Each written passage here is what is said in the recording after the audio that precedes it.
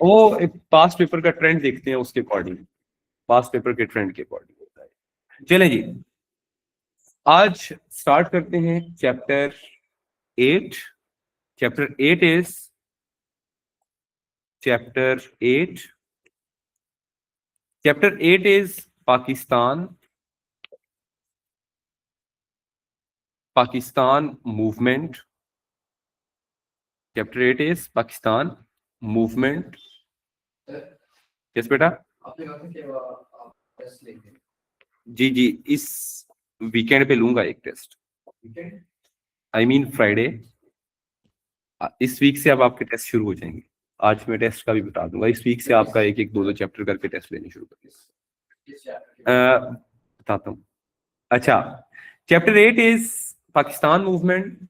That chapter starts from 1927 and it ends at 1939. Clear बेटा? इस chapter में जो इवेंट्स हैं उन पे 14 मार्क्स के क्वेश्चन भी काफी आते हैं। और सबसे पहले, क्योंकि हर चैप्टर के हवाले से मैंने एक बात की थी कि इस चैप्टर की भी टाइमलाइन उतनी ही इंपॉर्टेंट है और you have to memorise the timeline, और उसके ऊपर फिर क्वेश्चंस के ऊपर डिबेट करेंगे। टाइमलाइन क्या है इसकी? जी बेटा, टाइमलाइन में सबसे पहला इवेंट है Delhi proposal. Delhi proposal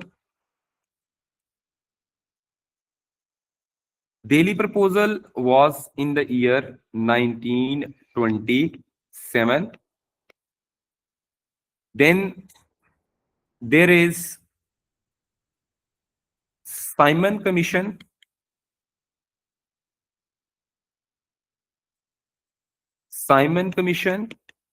It was in the year 1927. Then there was Nehru Report. It was in 1930. 28, not 30, sorry. It was in 1928. जी बेटा। फिर इसके बाद है नेक्स्ट बेटा, another one is 14 points of Jinnah.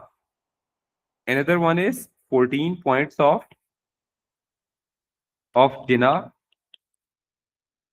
That was in 1929. Number 5 is Salt March /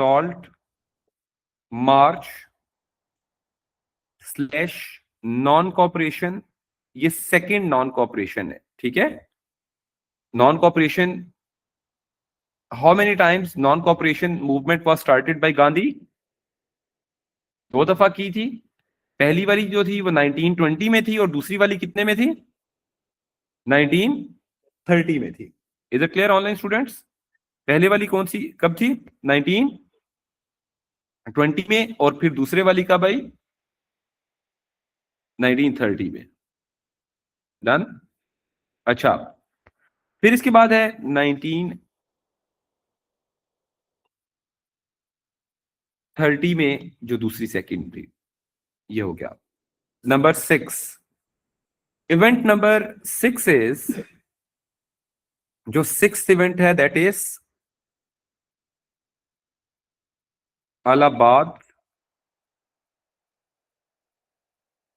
Allahabad address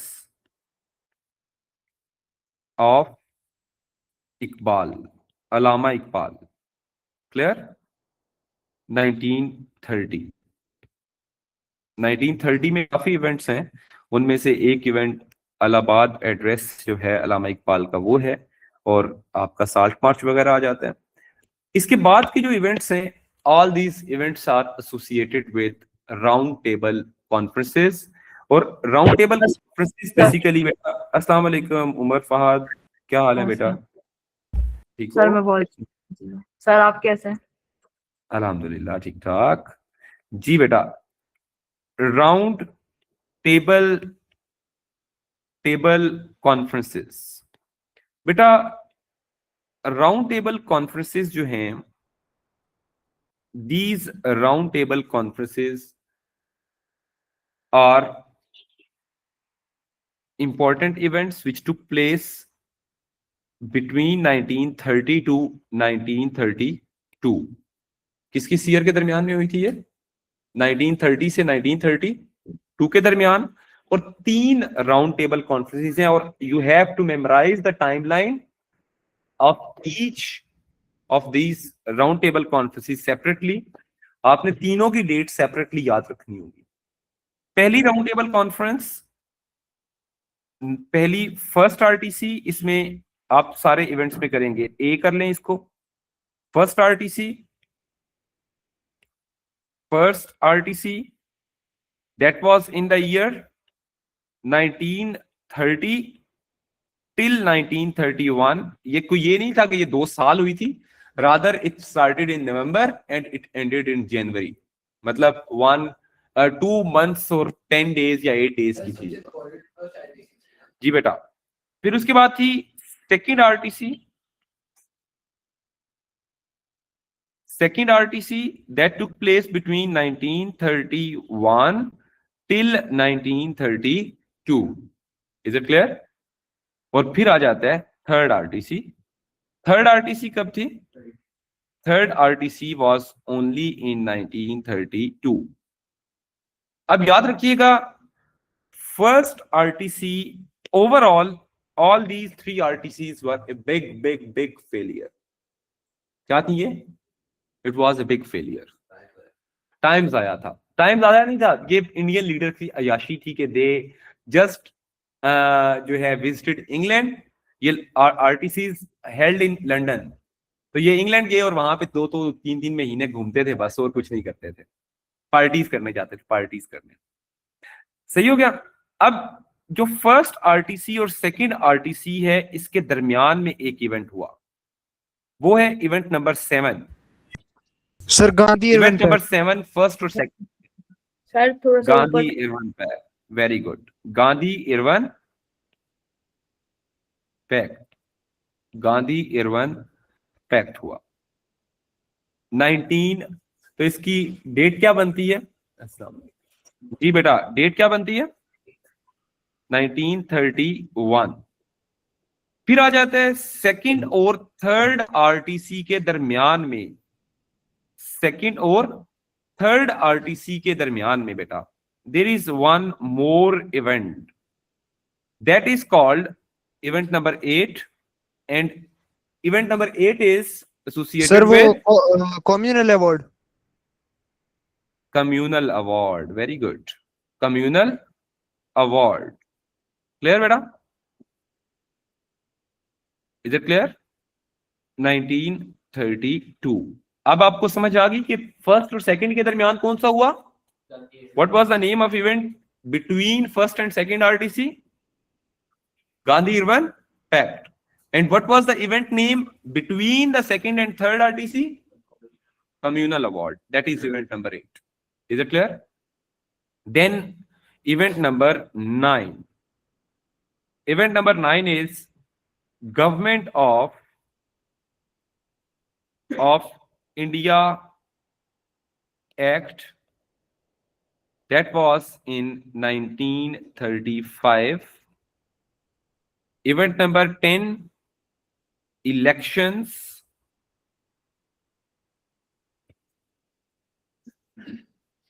1937।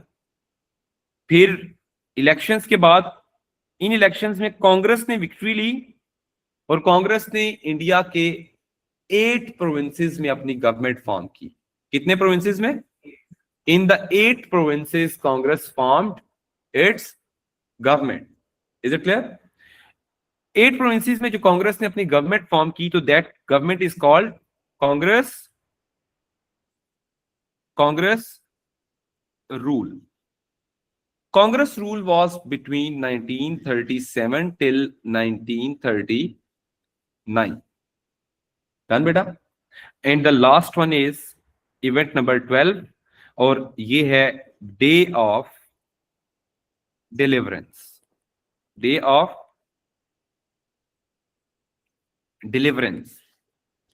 ये है 22 दिसंबर 1939. ये आपका होमवर्क है. एक होमवर्क क्या है आज?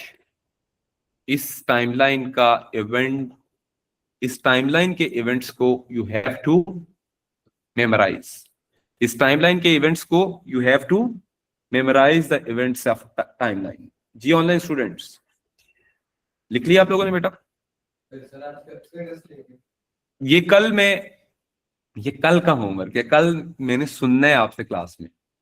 और आपने याद कैसे करना है, इसका तरीका बता देता हूं आपको याद करने का. बेटा आपको इवेंट नेम और उसका ईयर आपको आना चाहिए. अगर मैं रिवर्स ऑर्डर में आपको कहता हूं, कि आपने रिवर्स ऑर्डर में सुना है कि इवेंट नंबर 12 से 1 तक जाएं, तो तब भी आपको आना चाहिए. और अगर आपको मैं कहता हूं कि इवेंट नंबर 6 से 10 तक का सुनाए, तो आपको मैं 6 से 10 बोलूंगा. मैं आगे इवेंट आपने खुद निकालने हैं. Event plus their name. तो रट्टा इसका मतलब क्या है कि you have to cram in the best possible way. Is it clear? जी बेटा. और कल मैं स्टार्ट करूंगा सबसे पहले हसीब से और दूसरा यासरान से. क्लियर? तो ये जो याद नहीं करते इनको मुझे याद कराना है. क्या? एक बार खैर है, आगे पीछे हो गया.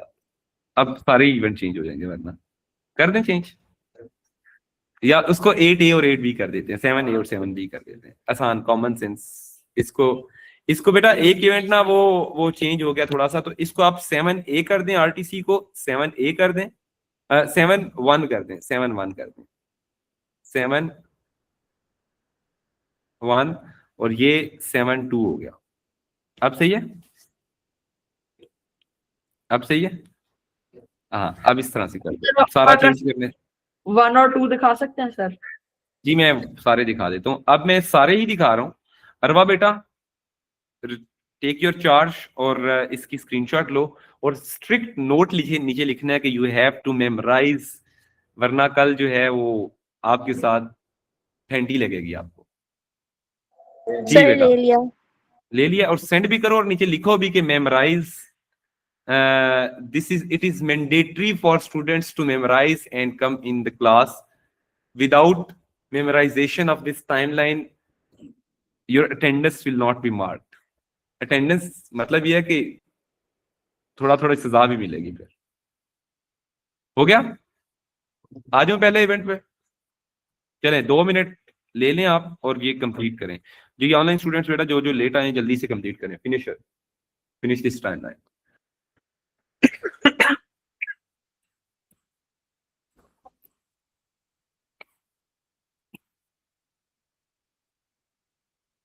हो गया? स्कूल के रिजल्ट आ गए या अभी नहीं आए? कोई बेइज्जती से बच गए हो या हो रही है घर से? अभी होनी है? अच्छा स्कूल में थे, अभी रिजल्ट भेज दिया. अच्छा चलो, ये तो फिर ज्यादती होगी आज.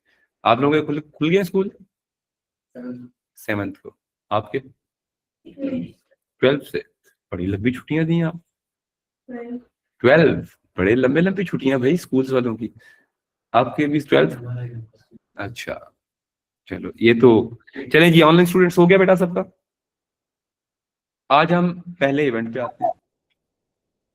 First event is Delhi proposals.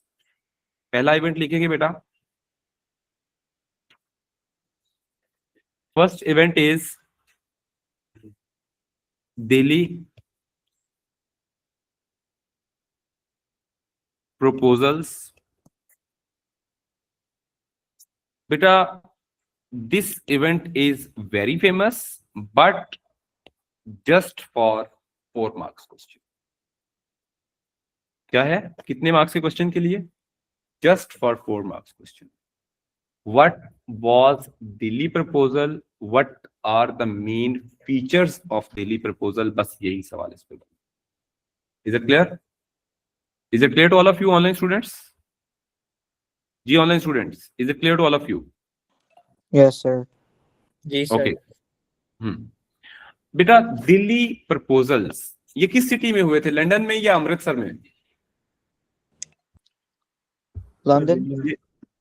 Ji यासरान, Sir, Delhi में Amritsar. हुए थे? अमृतसर में हुए, और इडियट्स नाम ही लिखा हुआ है दिल्ली, तो दिल्ली में हुए थे। अच्छा, दिल्ली प्रपोजल्स कहां पे हुए थे? Delhi proposals held in, Yep, these proposals were presented by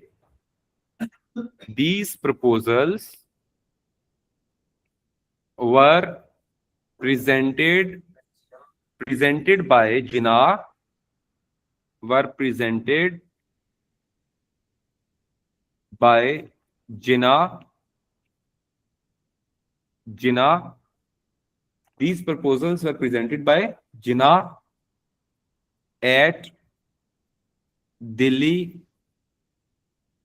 in 1927. Clear? ये प्रपोजल्स आपने बड़े ध्यान से याद रखने हैं। ये this is the base of this chapter. अगर ये आपको प्रपोजल्स आपको याद हो जाते हैं, same content will be repeated in next 5 events. इसके जो पॉइंट्स हैं वो अगले 5 इवेंट्स में बार बार रिप्लेस होके आएंगे विद डिफरेंट वर्डिंग्स। तो इसके अगर पॉइंट्स आपको याद होते हैं तो कितने इवेंट्स आपके कवर हो गए? अगले 5 इवेंट्स आपके कवर हो जाएंगे। याद रखिएगा, अगेन आई एम सेइंग, इसके अगर पॉइंट्स याद होंगे तो आपके अगले 5 इवेंट्स आसान हो जाएंगे। पहला feature, number 1, there must B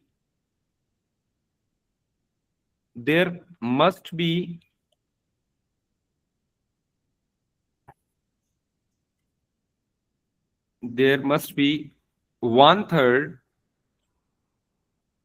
representation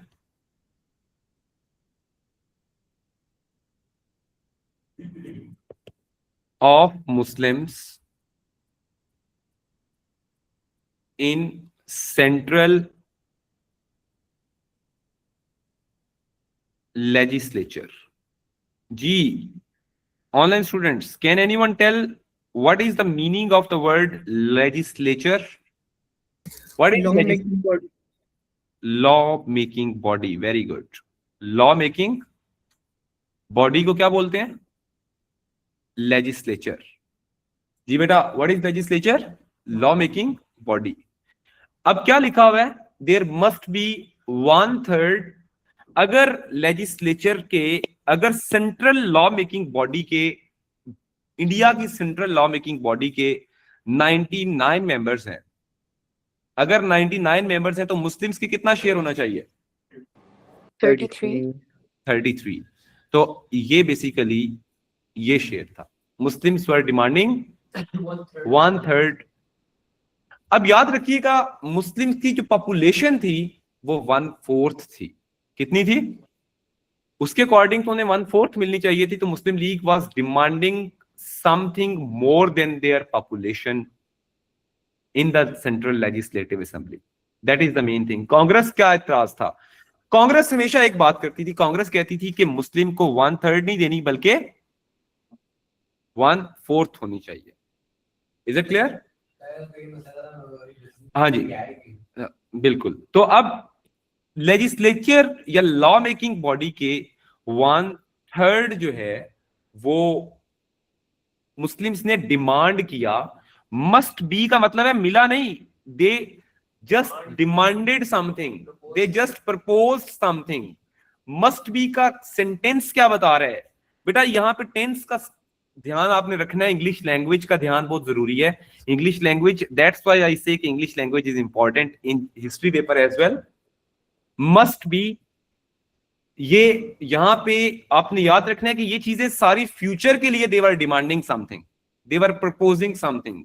propose किसे कर रहे थे? ब्रिटिश को, और they're proposing to the British and Congress as well, दोनों को प्रपोज कर रहे थे। Is it clear online students? तो ये सेंटेंस के अंदर मस्ट बी की सिग्निफिकेंस अब आपको पता चल गई। अगर आप ये कह दें कि there is 1/3 representation of Muslim in central legislature, तो पूरा पूरा पूरा सेंटेंस नहीं सिर्फ गलत होगा, पूरा आइडिया ही गलत हो गया आपका,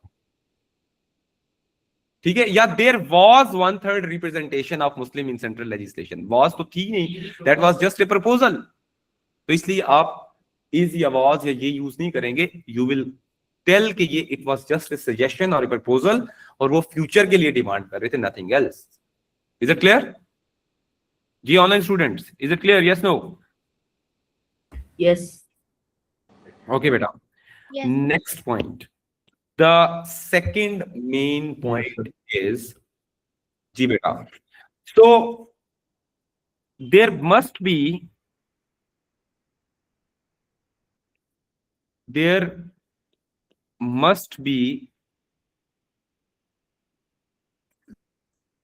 full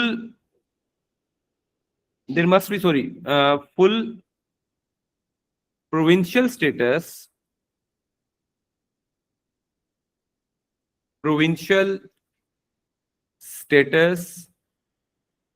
for NWFP and Balochistan. ये क्या लिखा हुआ है? There must be full provincial status for NWFP and Balochistan. किस किस दो प्रोविंसेस का नाम है यहाँ पे? अच्छा, इन दो प्रोविंसेस का नाम ही मोहम्मद अली जिन्ना ने क्यों लिया, बाकी प्रोविंसेस के नाम क्यों नहीं लिया? These two provinces were Muslim majority provinces. These two provinces were Muslim majority provinces. Is it clear everyone?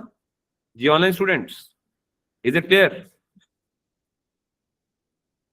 Yes. अच्छा, एक मिनट, मैं यहाँ पे आपको एक चीज दिखाता हूँ, एक मिनट है ये।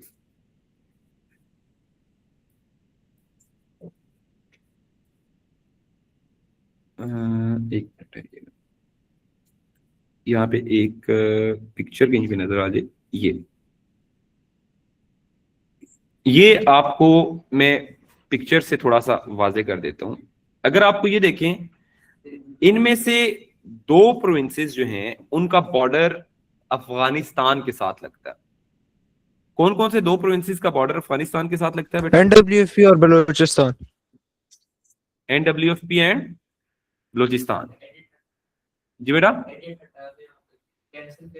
नहीं, वो कैंसिल नहीं, एडिट मैंने करना भी है। अच्छा, मैं एक मिनट ठहरे, ओके, इसको मैं एडिट भी कर देता हूं। मैं इस पे बेसिकली लिखना चाह रहा था, एक मिनट ठहरे, इसको मैं उस पे दूसरे पे ओपन कर लेता हूं।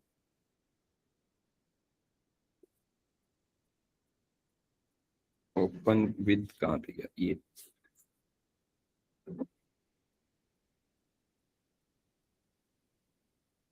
इस पे कर लेते।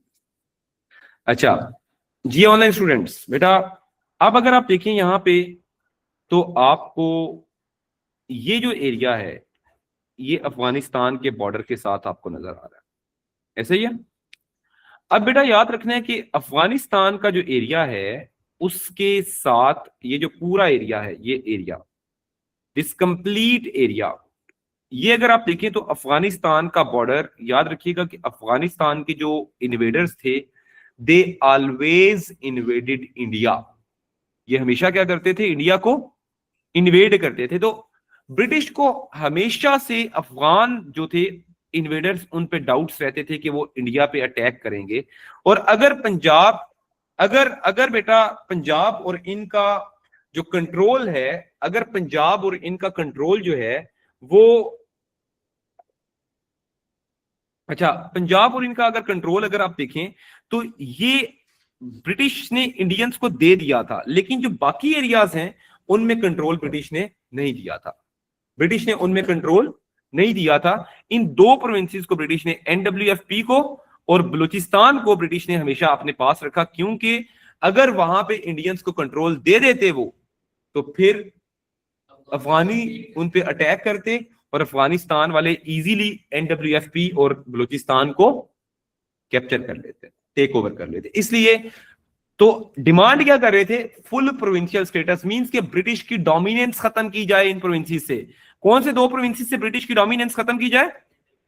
NWFP and Balochistan. इन दो प्रोविंसेस से क्यों डोमिनेंस खत्म की जाए? क्योंकि अफगानिस्तान की तरफ से अगर कोई अटैक होता है इन दो प्रोविंसेस पे, तो these two provinces can easily, these revolts can be controlled. Is it clear everyone? जी online students, is it clear to all of you? Yes, sir. Yes, sir. Okay, third point. और दूसरा ये था, Muslims क्यों demand कर रहे थे इन दो प्रोविंसेस को?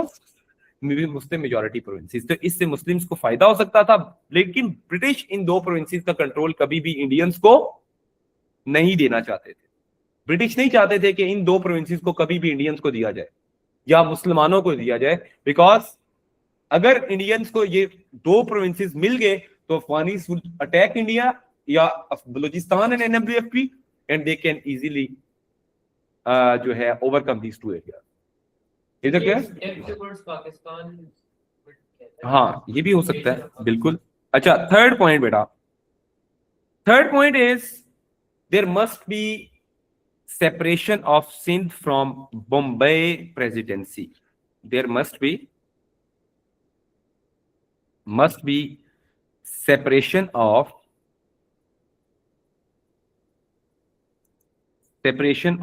Sindh from Bombay presidency.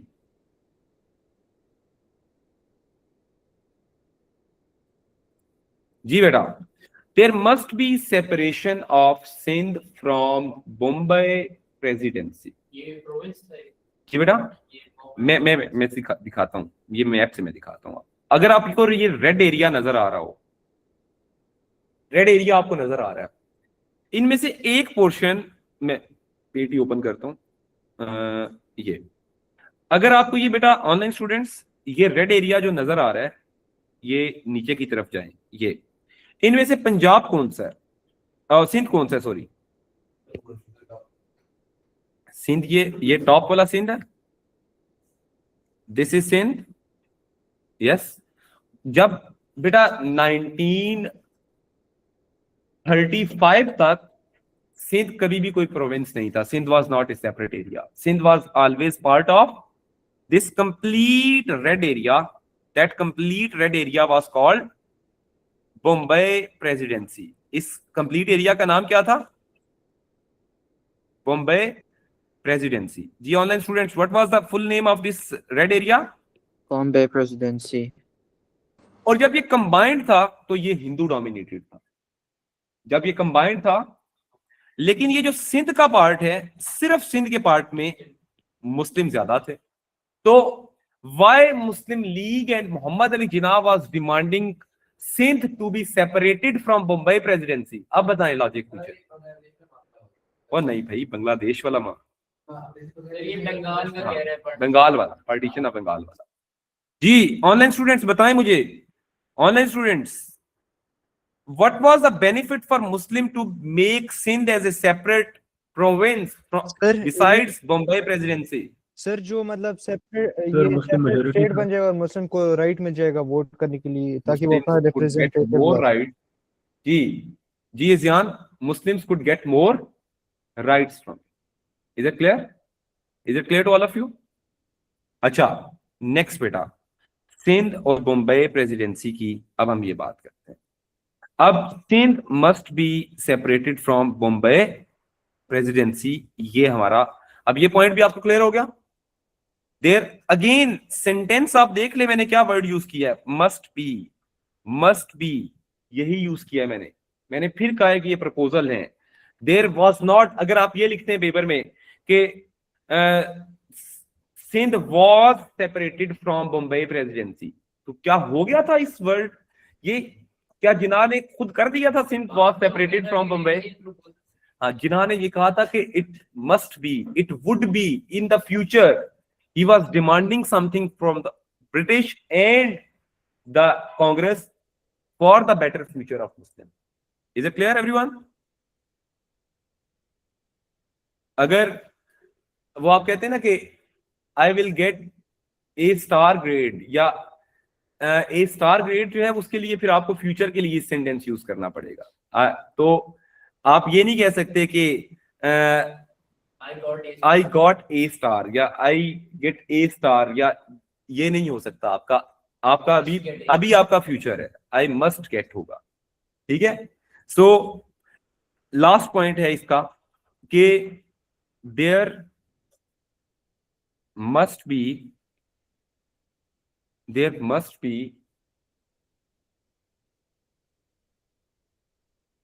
proportional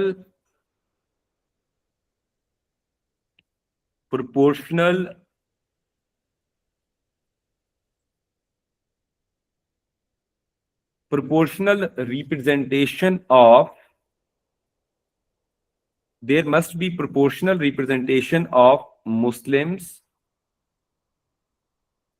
in Punjab and Sindh. There must be proportional representation of Muslims in Punjab and Sindh. Punjab and Sindh नहीं, सॉरी, पंजाब एंड बंगाल। सिंध का तो ऊपर वर्ड आ गया। नहीं, सिंध में तो अभी बना ही नहीं है ना। Punjab and Bengal, sorry, Punjab and Sindh नहीं है, पंजाब एंड बंगाल। जी ऑनलाइन स्टूडेंट, ये बंगाल है, पंजाब नहीं के साथ बंगाल है। In Punjab and Bengal assembly. अब मुझे बताएं कि what is the meaning of word proportional representation. जी बेटा, can anyone tell what is the meaning of word? आप लोग स्कूल्स में तो सारे सेक्शन 3 पढ़ चुके हैं ना, फिर आपको प्रोपोर्शनल रिप्रेजेंटेशन का मतलब आना चाहिए। जी, what is the meaning of? It should be proportional to the population. Yes, very good, very good. According to the proportion of population. Proportional representation का मतलब है कि representation, just write that in the brackets ताकि आपको ये याद रहे, भूलना नहीं है आपने। Representation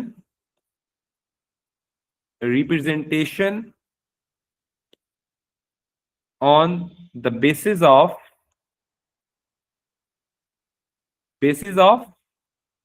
population.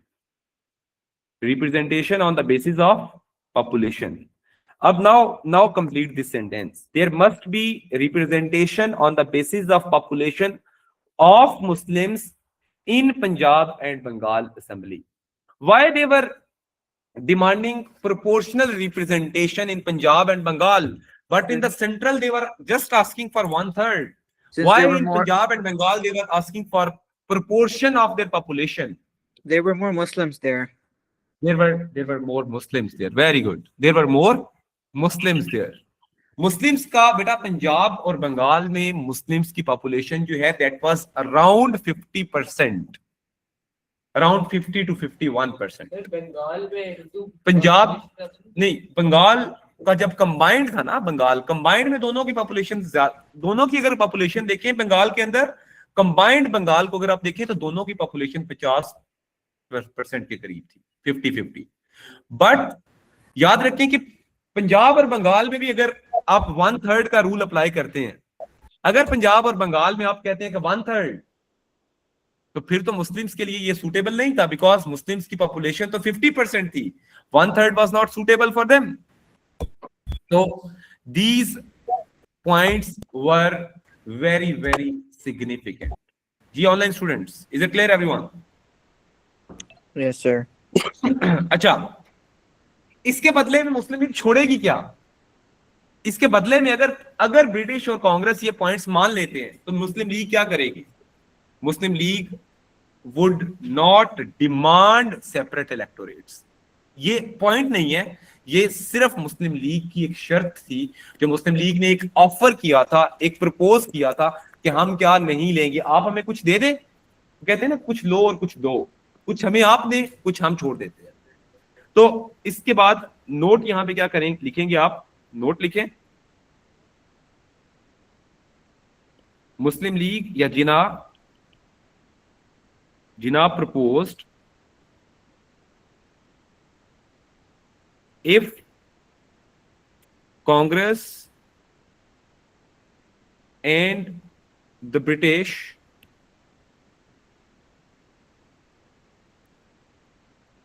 accept above mentioned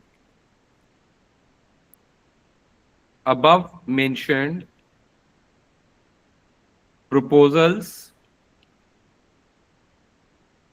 Congress would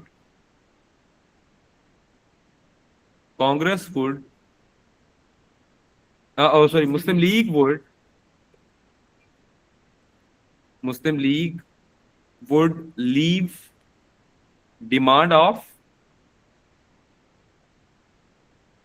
separate electorates.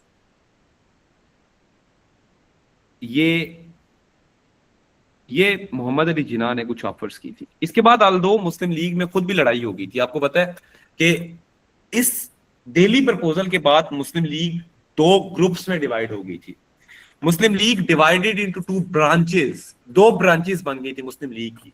मुस्लिम लीग 1927 में Muslim League divided into two branches. पहली ब्रांच का नाम था जिन्ना ब्रांच, जिन्ना लीग।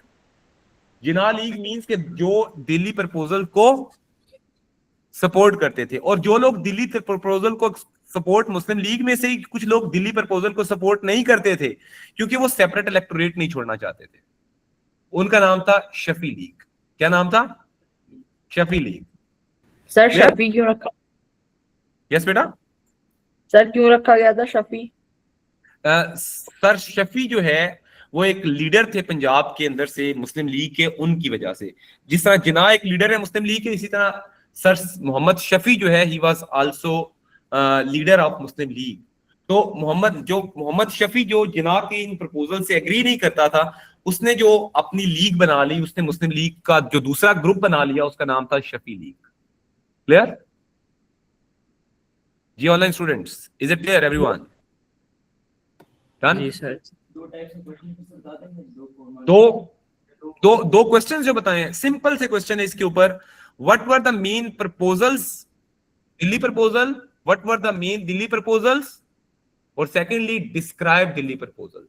ये दो ही सवाल बन सकते हैं इस पे कोई अलहदा 14 मार्क्स का या 7 का या कहीं पे ये इंक्लूड ही नहीं होता, बस सिंपल 4 मार्क्स का इस पे आता है। लेकिन ये 4 पॉइंट्स आपको जुबानी याद भी होने चाहिए। अलॉन्ग विद द टाइमलाइन ये चारों पॉइंट्स भी आपने याद करने हैं। जी Sir, will these points be written in a 4 marker if it ever yes asks? yes obviously you can include that. Yes, 4 marker in the 4 marks question, you will add these 4 points in the 4 marks question. Yeah? जी बेटा। जी online students, बेटा Arwa please take the screenshot and write that as well के please memorise this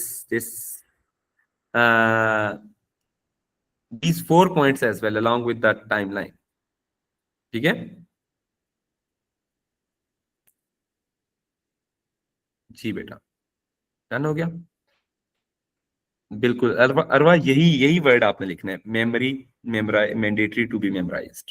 ठीक है जी sir, वो उस वाली की मैंने ले ली स्क्रीनशॉट इसकी। इसका भी ले लें। चले जी, आज यहाँ तक बैठ कर। ठीक है, अब हम ज्योग्राफी पे आते हैं। जहां तक ज्योग्राफी की क्लास में आप वापिस आते हैं। जी बेटा,